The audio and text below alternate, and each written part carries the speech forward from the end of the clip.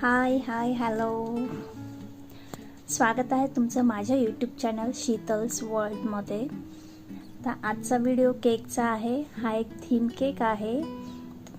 केकमध्ये फॉन्डंटचं वर्क होतं, पण मी थोडं पण फॉन्डंट यूज केलं नाही, कारण क्लायंटची तशी डिमांड होती की फॉन्डंट यूज न करता आम्हाला तोच थीमचा केक पाहिजेला आहे. लहान मुलाचा बड्डे होता. सो व्हिडिओ शेवटपर्यंत नक्की बघा. मी फॉन्डंटच्या ठिकाणी कशा पद्धतीने काय यूज केलेलं आहे ते तुम्हाला दिसेलच व्हिडिओमध्ये. तर सगळ्यात आधी माझ्या चॅनलला सबस्क्राईब करा, बेल आयकॉनला क्लिक करा. तर चला तर मग आपण व्हिडिओला सुरुवात करूया. इथे मी बेकिंग पेपर कट करून घेतलेला आहे, ज्याच्यावर मी चॉकलेटचे टॉपर्स बनवणार आहे, जे आपल्याला केकला लागणार आहेत त्यासाठी. तर इथे मी चॉकलेट किसून घेतलेलं आहे बारीक आणि ते मेल्ट करायला ठेवलं. आणि अशा पद्धतीने मी बेकिंग पेपरवरती आपलं इडेबल पेन असतं ना, त्याच्याने स्केच करून ते टॉपर्स मी सेट करून घेतले. केक आपला अर्धा किलोचा आहे, त्यासाठी मी इथे 1 कप व्हिप क्रीम घेतलेली आहे. अर्धा किलोसाठी 1 कप व्हिप क्रीम इनफ आहे. सो इथे मी रिचची व्हिप क्रीम घेतली, सनरिच, कारण मला ती खूप आवडते. एकदम सॉफ्ट प्रकारे व्हिप होते, केकला कुठेही क्रॅक जात नाहीत अशा पद्धतीने, आणि महत्त्वाचं लवकर व्हिप होते. त्यानंतर इथे मी लेयर्स कटिंग करून घेतलेले आहेत आणि पाण्याने सोक केलेलं आहे. शुगर सिरप मी ॲड नाही करत, कारण केक खूपच जास्त मग गोड होऊन जाईल. आपला बेस पण गोड असतो, क्रीम पण गोड असते, त्यात जे आपण क्रश टाकतो ते पण गोडच असतं. त्यासाठी मी इथे शुगर सिरपऐवजी साधं वॉटर यूज केलेलं आहे सोक करायला. नंतर क्रीम अप्लाय करून त्याच्यावरती मी चॉकलेट सॉस टाकला, कारण ट्रफल नव्हतं सांगितलं त्यांनी ॲड करायला. चॉकलेट सॉसच यूज करा असं सांगितलं त्यांनी ह्याच्यासाठी, फ्लेवरसाठी. म्हणून इथे मी चॉकलेट सॉस यूज केला. चॉको चिप्स ॲड करून अशा प्रकारे व्यवस्थित सगळं स्प्रेड करून घेतलं. त्यानंतर सेकंड लेअर अप्लाय केली. सेकंड लेअर ही आपल्या केकचा जो टॉप असतो ना, तो मी लेअर कटिंग करताना करून तो उलटा करून टाकला, जेणेकरून जो वरचा थोडासा कडक भाग असतो तो पण कट केला, पण तरी पण थोडाफार असा कडक असतो, त्यामुळे मी तो सेंटरमध्ये लेअर ॲड केलेली आहे. त्याच्यावर पण सेम प्रोसेस, पाणी ॲड करून सोक करून घेतलं पाणी टाकून. त्यानंतर क्रीम अप्लाय केली, क्रीम स्प्रेड करून घेतली, आणि नंतर परत चॉकलेट सॉस, परत चोको चिप्स, अशा प्रकारे भरपूर चोको चिप्स टाकायचे, म्हणजे फ्लेवरमध्ये खूप छान अशी टेस्ट येते. त्यानंतर इथे मी थोडंसं डोम शेप देत होते केकला.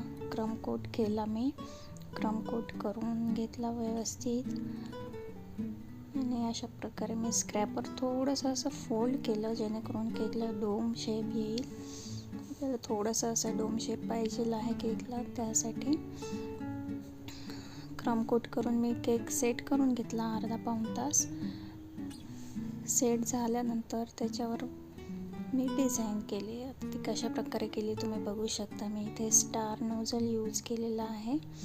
कलर पण नको होता त्याच्यामध्ये ॲड करायला, म्हणून व्हाईटच ठेवला पूर्ण केक, कारण थीम तशीच आहे, तुम्हाला पुढे दिसेलच.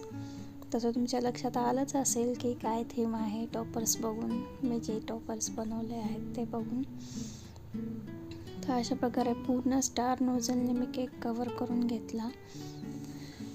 आता इथे क्रम कोटमध्ये मी जास्त क्रीम नाही लावली, कारण वरतून नोझलची क्रीम, परत ती फिनिशिंगसाठी जी येईल ती क्रीम, पूर्ण केक क्रीमच होऊन जातो, आणि जास्त क्रीम पण नाही आवडत बऱ्याच जणांना. खास करून या क्लायंट, हा माझा रेग्युलर क्लायंट आहे, त्या क्लायंटला तर अजिबात नाही आवडत क्रीम केक, ते शक्यतो कमीच क्रीम यूज करायला सांगतात. तर अशा प्रकारे पूर्ण स्टार नोझलने मी